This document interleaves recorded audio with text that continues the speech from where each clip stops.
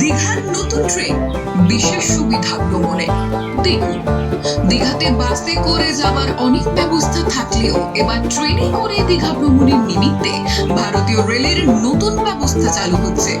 সব ঋতুতে দীঘায় পর্যটকদের ভিড় থাকে চোখে পড়ার মতো।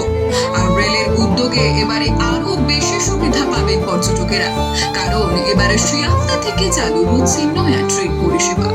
আজকে প্রতিবেদনে দীঘা যাবার জন্য বিভিন্ন ট্রেন এবং তার ভাড়া সম্পর্কে জেনে নেওয়া যাক।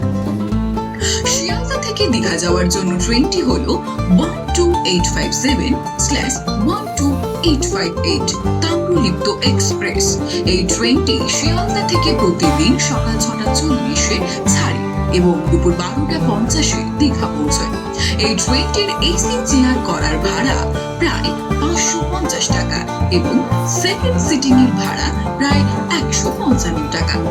হাওড়া থেকে দীঘা যাওয়ার জন্য তিনটি প্রধান ট্রেন হলো 12847/12848 দুরন্ত এক্সপ্রেস এবং 12841/12842 ধৌলি এক্সপ্রেস এবং 22897/22898 কান্ডারি এক্সপ্রেস।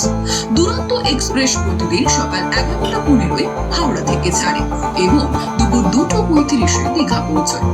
এসি চেয়ার কারের ভাড়া প্রায় 725 টাকা এবং সেকেন্ড সিটিং এর ভাড়া প্রায় 295 টাকা। ধৌলি এক্সপ্রেস প্রতিদিন বিকেল 2:50 হাওড়া থেকে ছাড়ে এবং সন্ধে 5:50-এ দীঘা পৌঁছয়।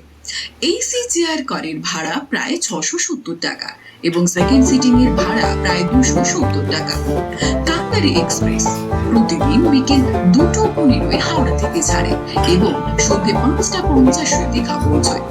এসি চেয়ার কারের ভাড়া প্রায় 670 টাকা এবং সেকেন্ড সিটিং এর ভাড়া প্রায় 270 টাকা। কলকাতা দীঘা স্পেশাল ট্রেন শিয়ালদা থেকে প্রতিদিন রাত 11:50-এ ছাড়ে এবং পরদিন ভোর 5টায় দীঘা পৌঁছয়। এই ট্রেনটির এসি চেয়ার কারের ভাড়া প্রায় 600 টাকা এবং সেকেন্ড সিটিং এর ভাড়া প্রায় 170 টাকা। এই ট্রেনের পরিষেবা চালু হয়েছে 2024 সালের 7 জুলাই তারিখ থেকে।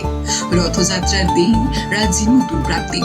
বিভিন্ন ধরনের কোচ থাকার কারণে সকলের জন্যই এই ভ্রমণ বেশ আনন্দদায়ক হতে চলেছে।